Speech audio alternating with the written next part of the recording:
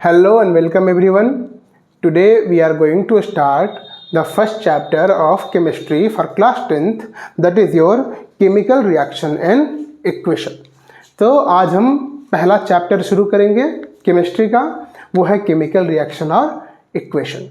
ठीक है. So our first chapter is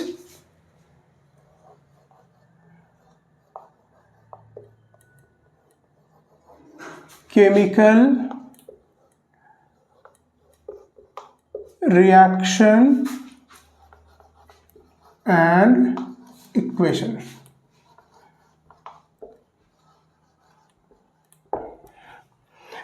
अच्छा, एक चीज, जब भी हम लोग इस लेसन को देख रहे होंगे तो उसमें से कुछ एक शॉर्ट फॉर्म्स यूज करेंगे. जैसे कि जनरली अगर देखो तो रिएक्शन के लिए हम लोग शॉर्ट में इसको यूज करेंगे, इसके एब्रिविएशन को, और इक्वेशंस के लिए वैसे ही सिमिलरली ऐसा. ठीक है. तो this will be the abbreviations which will be using subsequently. जैसे ही क्लास हमारा चलता रहेगा then we will see some more abbreviations, but as of now फिलहाल इन दो चीज़ों को जानना हमारे लिए जरूरी है. ठीक है. So first we will understand कि what is chemical reaction and then we will understand कि how chemical equations are formulated. पहले हम लोग ये समझेंगे कि केमिकल रिएक्शन लिखते कैसे हैं, केमिकल रिएक्शन होता क्या है, होता कैसे है, एंड देन फिर उसके हेल्प से फिर हम लोग समझेंगे कि इक्वेशंस कैसे लिखते हैं हम लोग, केमिकल इक्वेशंस जो है वो कैसे लिखते हैं, कैसे फॉर्मुलेट करते हैं उसको. बिफोर कि वी स्टार्ट दिस थिंग्स, हम लोग थोड़ा सा एक बार देख लेते हैं कि इस चैप्टर में बेसिकली हम लोगों को पढ़ना क्या है. तो फर्स्ट है ना, we have to read about chemical reaction, right. Then we have to read about कि how chemical equations will be written, right. So what we have to read is कि what is chemical reaction, है ना. पहले chemical reaction है क्या, इसके थोड़े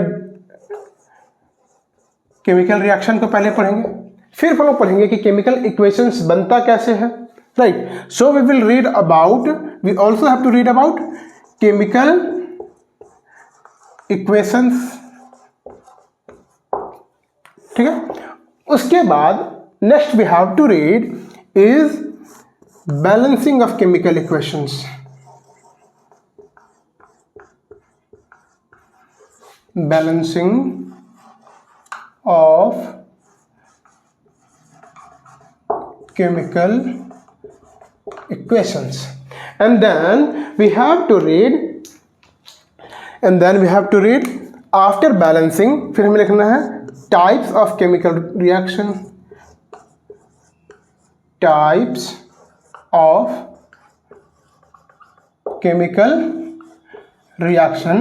और इनके टाइप्स को देखें, बेसिकली होता तो बहुत तरह का है बट मेजरली हमें यहाँ पढ़ना है 5 टाइप्स. ठीक है. अभी हमें 5 टाइप्स ही पढ़ना है, फिर हायर क्लासेस में जैसे ही जाएंगे फिर more types of chemical reaction will be seen, but as of now basically हमें 5 टाइप्स ही पढ़ना है. And then we have to read what is rancidity and corrosion. Rancidity and corrosion. So basically ये सारा चीज हमें पढ़ना है इस चैप्टर में. व्हाट, पहले chemical reaction, then chemical equations, then balancing of chemical equations, then types of chemical reaction, and then what is rancidity and corrosion. Basically अगर देखा जाए तो क्वेश्चंस जो है वो सबसे ज़्यादा उठता है एक बैलेंसिंग से, वो लगभग हर साल ही एक 1 मार्कर या 2 मार्कर में से रहता है ना. तो सीबीएसई जनरली क्वेश्चन यहाँ से उठाता है. Then types of chemical reaction से एक क्वेश्चन पक्का रहेगा. एंड देन बेसिकली रेंसिडिटी या कोरोजन क्या है और इसके प्रिवेंटिव मेथड्स क्या है, बेसिकली ये. तो ये कुछ कॉमन रीजंस है जहाँ से वेरी ऑफन सीबीएसई जो है क्वेश्चन रेज करता है. But we will read about everything, है ना. इस चैप्टर में जो भी है उसके सारे के सारे डीप इंट्रिकेसीज को हम लोग समझने का कोशिश करेंगे आज. We will try to understand everything and all the deep intricacies associated with this chapter. Right. तो फर्स्ट वी विल अंडरस्टैंड कि व्हाट इज केमिकल रिएक्शन, है ना. अब केमिकल रिएक्शन को समझने के लिए थोड़ा सा जूनियर क्लासेस के कॉन्सेप्ट्स पर थोड़ा ध्यान देना होगा. सो केमिकल रिएक्शन बेसिकली हम किसको कहते हैं? तो केमिकल रिएक्शन होने के लिए, है ना, we have to have certain criteria. कुछ क्राइटेरियाज जो है वो होने चाहिए, तभी हम कहेंगे कि हाँ भाई केमिकल रिएक्शन हुआ है। सो वी विल सी कि how chemical reaction takes place, और किस किस बेसिस पर हम कह सकते हैं कि भाई केमिकल रिएक्शन हुआ है ना। On what basis we can say कि chemical reaction has taken place. So first to understand कि on what basis we can say कि chemical reaction has taken place.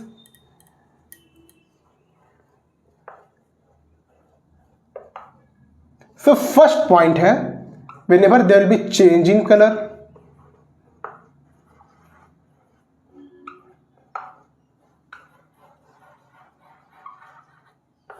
ठीक है, जब भी कलर में चेंज आए तो हम बोलेंगे कि भाई केमिकल रिएक्शन हुआ है। देन जब भी क्या हो, चेंज इन टेस्ट और ऑर्डर,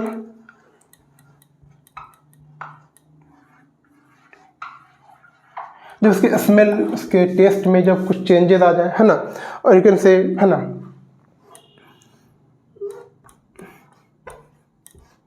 जब उसके टेस्ट में, उसके ऑर्डर में चेंजेस आ जाए, देन वी विल से कि chemical reaction has occurred, chemical change has taken place. ठीक है, तो बेसिकली जब भी हमको एक केमिकल रिएक्शन को समझना है तो हम कहेंगे कि भाई कि जब भी एक कलर में चेंज आया तो basically, not all the time but हाँ बेसिकली जब भी कलर में चेंजेस आता है देन वी कैन से कि chemical reaction has taken place. Means chemical reaction कब होगा? केमिकल रिएक्शन तब होगा जब केमिकल चेंज होगा। Means for chemical reaction to occur chemical change is a must, right. ये समझ में आ रहा है क्या कि जब भी एक केमिकल रिएक्शन के होने के लिए केमिकल चेंज का होना जरूरी है। मीन्स केमिकल चेंज जो है ना, ये एक मस्ट कंडीशन है। जब तक केमिकल चेंज नहीं होगा तब तक केमिकल रिएक्शन नहीं होगा। और केमिकल चेंज कब होगा? जब भी हम कहें कि हाँ भाई ठीक है, कलर में चेंजेस आ जाए, उसके ऑर्डर में, टेस्ट में चेंजेस आ जाए, या फिर ऐसा ही कुछ अदर एसोसिएटेड फिनोमिना हमको देखने के लिए मिले, देन वी कैन से कि chemical reaction has taken place. ठीक है, अब एग्जाम्पल के लिए देखो, सपोज दैट मिल्क है, in milk got a spoiled, दूध खराब हो गया, मीन्स कि सपोज दैट वो दही बन गया, क्या हुआ? उसका कलर तो चेंज नहीं हुआ, वाइट का वाइट ही रहा, बट ऑर्डर में, टेस्ट में चेंजेस आया। तो क्या हुआ? मिल्क एक कंप्लीट डिफरेंट थिंग था, कर्ड, दही जो है ना, that curd you can say it is a complete different thing. Another example लेते हैं हम लोग किसी केमिकल रिएक्शन का जो कि हमारे डेली लाइफ में होता है। फॉर एग्जाम्पल मान लो कि फूड जो है वो खराब हो गया, स्पॉइल हो गया, है ना, सपोज दैट। अब उससे क्या होगा? एक बहुत बैड ऑर्डर, बैड स्मेल आने लग जाएगा, टेस्ट चेंज हो जाएगा। तो क्या होगा? क्यों होगा? क्योंकि वहाँ पर क्या होगा? एक तरह का केमिकल चेंज होगा, और उसी के कारण से क्या होगा? वो जो केमिकल चेंज है उसके कारण से वहाँ पर केमिकल रिएक्शन होगा, और केमिकल रिएक्शन का आउटकम होगा कि भाई उसका जो टेस्ट है उस फूड का वो चेंज हो जाएगा। अगर कलर के अगर चेंज को समझे हम लोग, सपोज दैट फ्रूट जब वो कच्चा रहता है तो मोस्टली ग्रीन रहता है, so that is greenish, but whenever it ripes that fruit, right. तो जब भी वो फ्रूट जब वो पक जाता है तो पकने के बाद क्या होता है? उसका कलर चेंज हो जाता है। बेसिकली वो देखो तो ऑरेंज या येलो, है ना, उस कलर में वो आ जाता है। तो क्या हुआ? कलर का चेंज हुआ। उस कलर में चेंज होने के कारण क्या? उसका टेस्ट में भी चेंज आ जाता है, ऑर्डर में भी चेंज आ जाता है ना, that smell sweeter to us. तो क्या हुआ कि इस तरह से हम डेली लाइफ से समझ सकते हैं कि जब भी क्या हो, कलर में चेंजेस आए या फिर ऑर्डर में चेंजेस आए या फिर दोनों हो जाए, है ना, तो अब हम कहें कि भाई केमिकल रिएक्शन हुआ। Now many of you say कि सर क्या change in state can it be termed as a chemical reaction? तो बहुत सारे एग्जाम्पल्स हम लोग देखेंगे कि हाँ, जब स्टेट में चेंजेस आता है तो भाई केमिकल रिएक्शन हुआ। और बहुत सारा ऐसा भी देखेंगे कि भाई जब स्टेट में चेंजेस आया केमिकल रिएक्शन नहीं हुआ, बस कि जस्ट उसका फॉर्म चेंज हो गया। जैसे एग्जाम्पल के लिए समझो, वाटर, सपोज दैट कि when water gets converted into vapour और स्टीम, राइट। तो जब भी वेपर में कन्वर्ट हुआ तो क्या हुआ? गैसियस स्टेट में आ गया, स्टेट चेंज हो गया, लेकिन क्या प्रॉपर्टीज चेंज हुआ क्या उसका? नो। तो प्रॉपर्टीज जो था, वो जो ओरिजिनल प्रॉपर्टी पहले था वाटर का लिक्विड फॉर्म में, वही गैसियस फॉर्म में वाटर का प्रॉपर्टी तब भी रहेगा।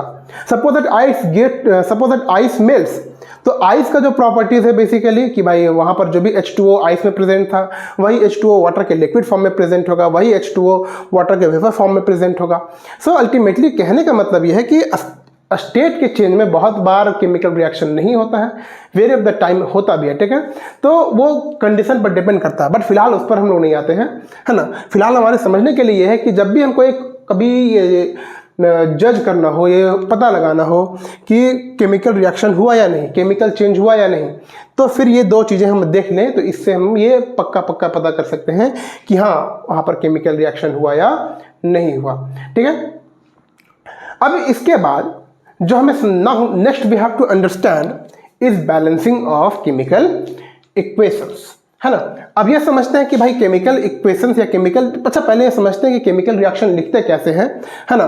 तो रिएक्शन को लिखने के बाद में फिर हम लोग समझेंगे बैलेंस कैसे करते हैं उसको, ठीक है।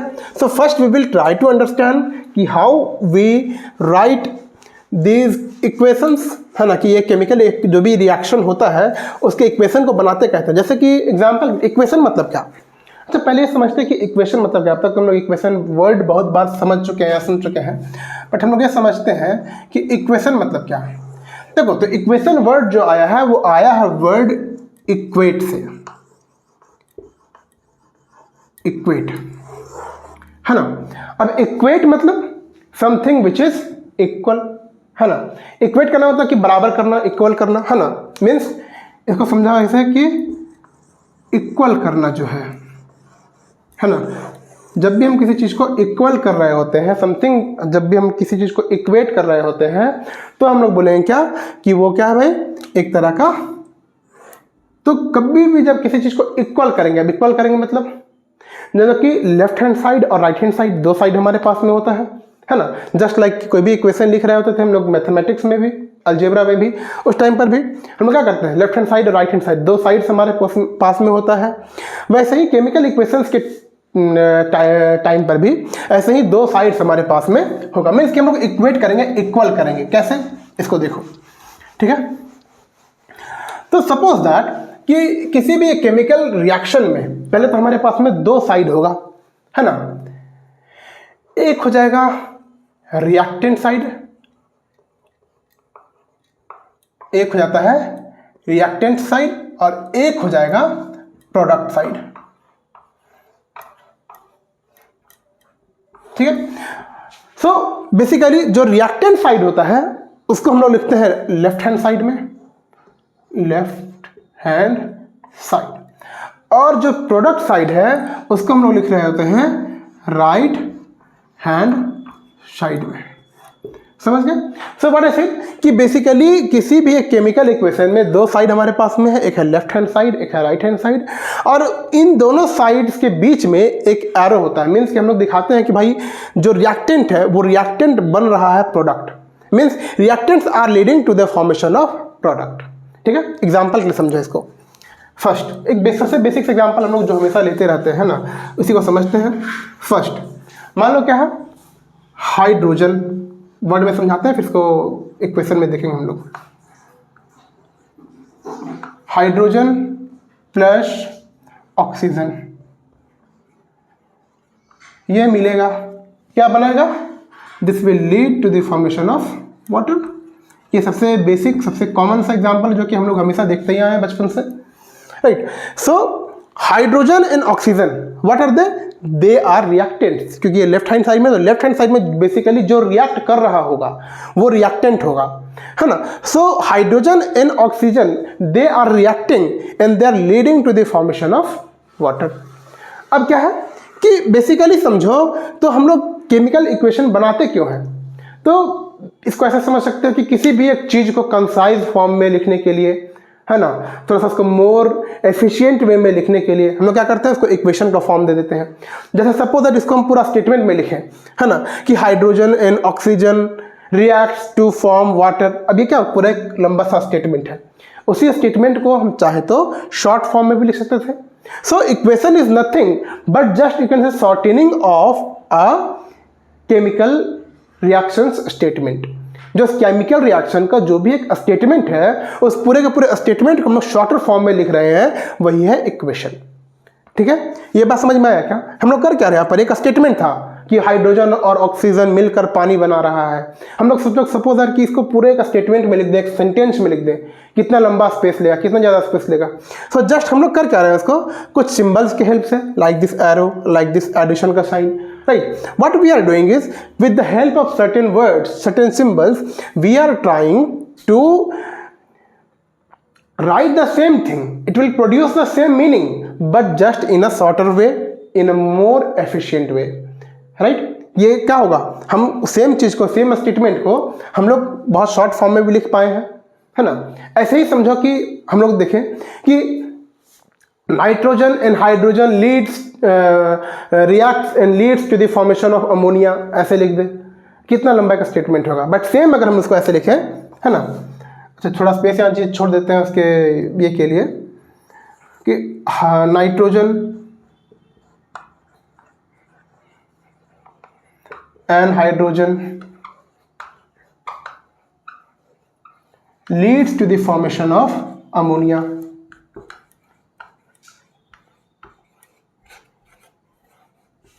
Leeds to the formation of ammonia, ठीक है। नाइट्रोजन हाइड्रोजन मिलकर क्या बना दिया, अमोनिया बना दिया। अब क्या है देखो, अगेन सेम ये क्या था, बहुत बड़ा एक स्टेटमेंट होता है, एक लंबा सा स्टेटमेंट होता, सेम को we have written same the thing, है ना, we have written the same into shorter form, correct. I hope कि यहाँ तक जो भी whatever we have read is clear to everyone, ठीक है।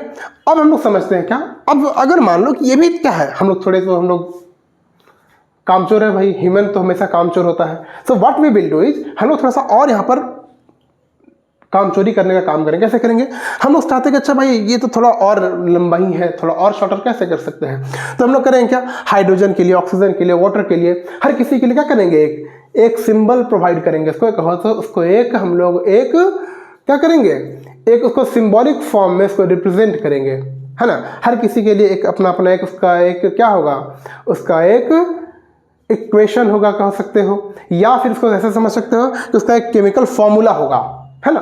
उसको अच्छे वे में बोले तो क्या होगा, हर किसी का एक अपना एक केमिकल फॉर्मूला होगा। जैसे हाइड्रोजन के लिए, हाइड्रोजन किस सिंबल से रिप्रेजेंट करते हैं हम लोग, H से।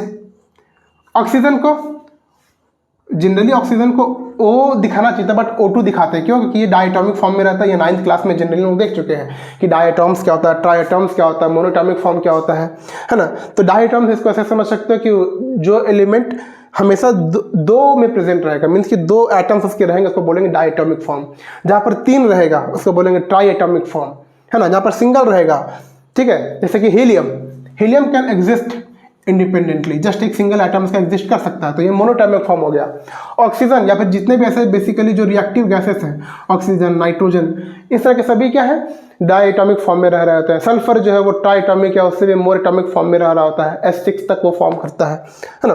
तो उतना नहीं, बट अभी समझते हैं। तो क्या हुआ कि हाइड्रोजन के लिए हम लोग एक वर्ड, एक सिंबल रिप्रेजेंट किए H, ऑक्सीजन के लिए O, और ये दोनों मिलकर क्या बनाया, H2O, है ना।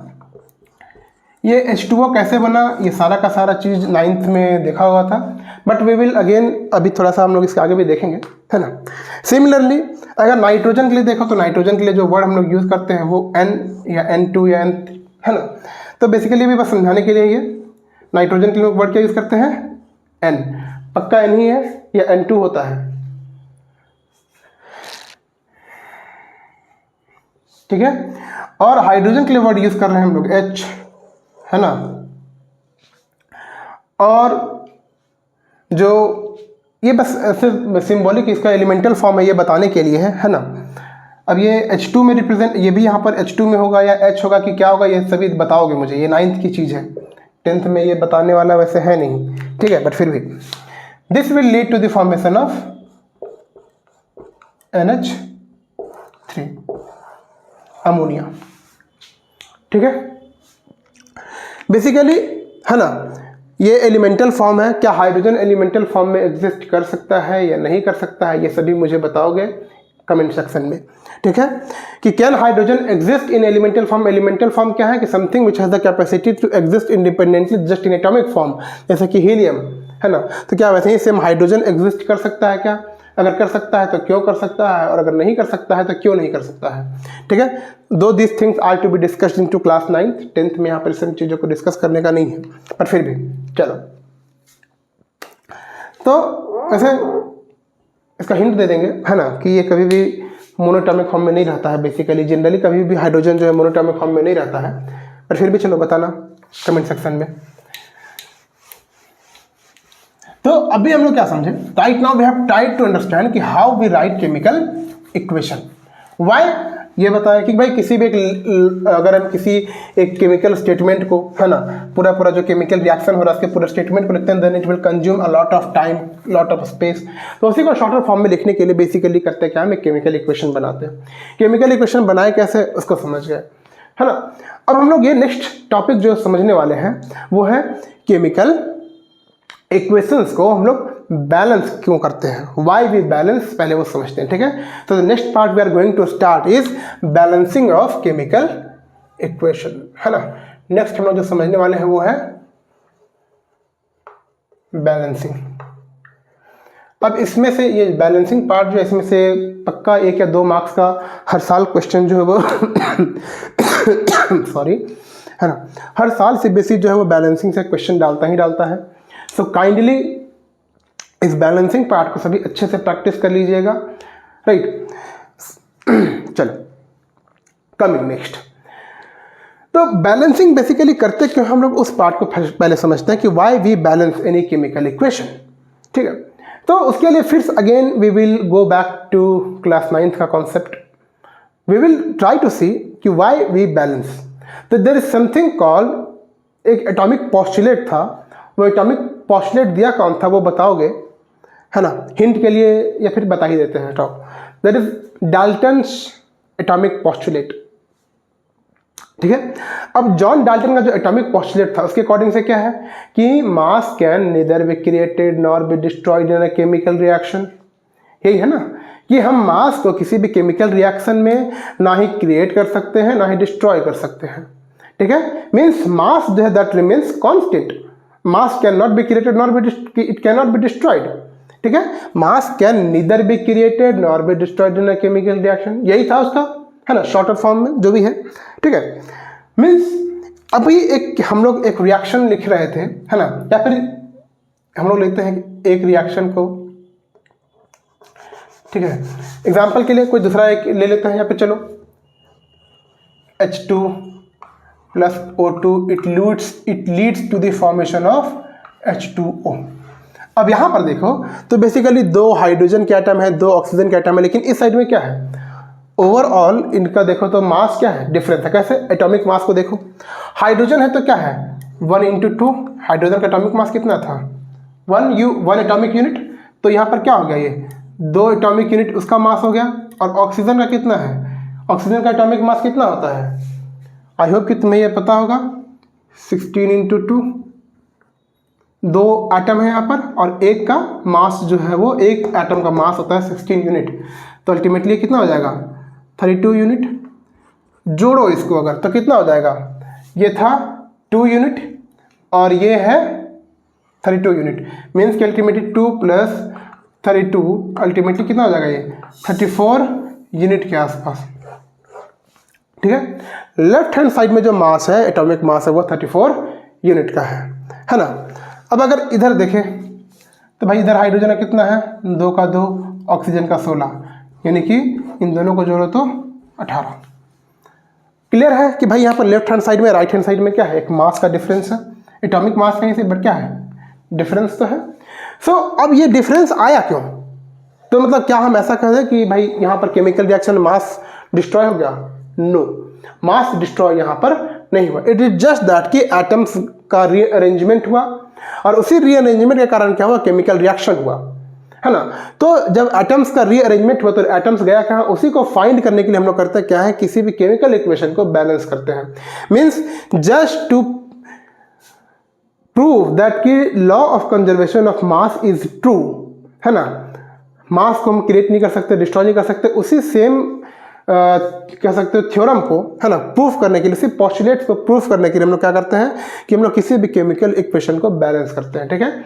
मीन्स कि हम मास को क्रिएट और डिस्ट्रॉय तो कर नहीं सकते, तो मास गया कहाँ, बस उसी बात को बताने के लिए हम लोग क्या करते हैं, किसी भी केमिकल इक्वेशन को बैलेंस कर रहे होते हैं, ठीक है। आई होप कि till here things are clear to everyone कि वाई वी डू बैलेंसिंग, ठीक है। अब कुछ ऐसा एग्जाम्पल्स हम लोग देख लेते हैं रियल लाइफ का, है ना, जिसमें से कि ये हम लोग देखें कि हाँ भाई can it be really done और नॉट, है ना, क्या बैलेंसिंग का क्या सिनेरियो है, नहीं है, ठीक है।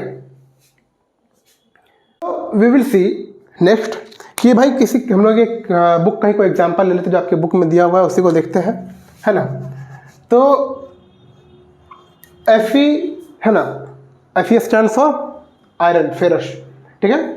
तो Fe plus H2O, it leads to the formation of Fe3O या Fe2O3, बताओ, Fe2O3 प्लस H2। ये एक बेसिकली कि रिएक्शन होता है, ठीक है ना, कि जब भी आयरन जो है वो वाटर के साथ रिएक्ट करता है तो क्या बनाता है, उसका ऑक्साइड बनता है, प्लस में हाइड्रोजन गैस रिलीज होता है, ठीक है। और क्या कैसे बनता है इस चीज़ को हम लोग चैप्टर 2 और 3 में फिर डिटेल में देखने भी वाले हैं। बट हेयर जस्ट देखो कि हम लोग बैलेंसिंग कर कैसे रहे हैं, ठीक है ना। तो अगर इस साइड में देखो, फिर से अगर सेम वे में क्या करोगे, अगर एटॉमिक मास यूनिट निकालोगे लेफ्ट हैंड साइड का राइट हैंड साइड का, then again you will see कि there is a difference in the mass. अब उस चीज़ करने के लिए करते क्या हम लोग, तो एक रॉ फॉर्म होता है जैसे कि लोग बैलेंस कर सकते हैं, इसको हम लोग बोलते हैं हीट एंड ट्रायल मेथड भी बोलते हैं बेसिकली, है ना। तो उस मेथड से हम लोग किसी भी एक गिवन केमिकल रिएक्शन को बैलेंस कर सकते हैं। फॉर एग्जांपल हम लोग करते क्या है, बहुत साइड में देखते हैं कि भाई एटम्स, किसी भी एलिमेंट का कितना एटम्स है उसको देखते हैं। तो हाइड्रोजन का इतना है, आयरन का उतना है और ऑक्सीजन का है, सबको लिख लेते हैं बहुत साइड में, है ना, आयरन का, ऑक्सीजन का और अच्छा हाइड्रोजन यहाँ पर है तो हाइड्रोजन बीच में रहने देते हैं, hydrogen and then oxygen, 3 things, ठीक है। आयरन का यहाँ पर कितना था 1, हाइड्रोजन का 2, ऑक्सीजन का 1। सेम वे में आयरन का यहाँ पे कितना है 2, हाइड्रोजन का 2, ऑक्सीजन का 3। अब हम लोग एक काम कर सकते हैं, first we can do is कि हम लोग हाइड्रोजन या ऑक्सीजन से शुरू करते हैं बैलेंस करना। तो देखेंगे क्या कि वेरी ऑफ द टाइम जो अदर थिंग्स है वो बैलेंस खुद हो जाता है, ठीक है। So what we will try to do is, हम लोग सबसे पहले हाइड्रोजन को ही बैलेंस करते देखते हैं कि हाइड्रोजन भाई बैलेंस्ड है both side. So next we will see is कि चलो हम लोग ऑक्सीजन को बैलेंस करते हैं। So now we will try to balance oxygen. अब इधर 3 है इधर 1 है, तो क्या करेंगे इधर, अगर 3 से इधर मल्टीप्लाई करते तो क्या 3 हो जाएगा, तो 3 हेयर एंड 3 हेयर। तो जितने से मल्टीप्लाई किए उसको यहाँ पर हम आगे लगा देंगे। बोले यहाँ पर बीच में ऐसे नहीं लगाएंगे, ऐसे या ऐसे नहीं, दिस थिंग्स आर इनकरेक्ट, ठीक है। हम लोग क्या करते हैं, जो भी लगाते हैं वो उस गिवन कंपाउंड के आगे लगाएंगे, ठीक है, जो भी नंबर लगाना होगा, जो भी कोई सब्सक्रिप्ट यहाँ पर इधर उधर नहीं लगाएंगे, ठीक है ना। सो 3 अब क्या हो गया, अब देखो तो ऑक्सीजन तो हो गया 3, ऑक्सीजन यहाँ पर भी 3 है, लेकिन क्या हुआ उसके कारण से हाइड्रोजन का नंबर जो है वो बढ़ गया। हाइड्रोजन कितना हो गया 3 × 2 6, और यहाँ पर हाइड्रोजन कितना है 2 ही है। तो हम करेंगे क्या 3 यहाँ पर भी लगा देंगे, तो क्या हो गया 3 × 2 6 hydrogen over here, 6 hydrogen over here, 3 oxygen over here, 3 oxygen over here. अब देखो तो बैलेंस अभी भी बिगड़ा हुआ है किसी चीज़ का, है ना। किसका बिगड़ा हुआ है, अभी भी आयरन का जो ये है ये बिगड़ा हुआ है, ठीक है। अब आयरन को क्या कर सकते हैं, इसको मल्टीप्लाइड बाय 2 करें अगर, तो क्या यहाँ पर ये 2 हो जाएगा, तो 2 यहाँ लगा दो। अब देखो 2 ऑक्सीजन का, सॉरी 2 आयरन का था तो आयरन का 2 हो गया। ऑक्सीजन टोटल कितने होने चाहिए फाइनल में, तो ऑक्सीजन टोटल मेरे पास में कितना है 3 ऑक्सीजन है, सॉरी 3 ऑक्सीजन है, 3 ऑक्सीजन है, ठीक है ना। हाइड्रोजन 6 है, तो फाइनली देखो यहाँ पर 6 हाइड्रोजन यहाँ पर है और इस साइड में भी हाइड्रोजन का नंबर 6 है। मीन्स अल्टीमेटली देखो 2 6 3 2 6 3, मीन्स कि both left hand side and right hand sides are balanced. अब क्या है, number of atoms both side equal है, सो ना यहाँ पर मास क्रिएट हुआ ना डिस्ट्रॉय हुआ। So for this purpose we do the balancing of chemical equations, ठीक है। आई होप कि things are clear till here. अगर वैसा कुछ भी इश्यूज हो बैलेंसिंग में फर्दर, और अगर बैलेंसिंग किसी को ना समझ में आए तो एक बार फिर से आप इसको रिकेप करके देख सकते हैं, पीछे से रिप्ले करके देख सकते हैं। इवन तो फिर भी अगर समझ में नहीं आता है या कुछ डाउट रहता है आपके पास में, then you can say post that question into the comment and I will try to provide that answer. ठीक है, आज के लेसन्स को हम लोग यहीं पर समाप्त करते हैं एंड देन इसके आगे के लेसन्स को हम लोग नेक्स्ट वीडियो लेक्चर में देखेंगे। थैंक यू एवरीवन, जय Hind. Please do let us know कि हाउ दिस क्लास वाज, और इसको लाइक सब्सक्राइब शेयर वगैरह कीजिए। चलिए ठीक है, थैंक यू।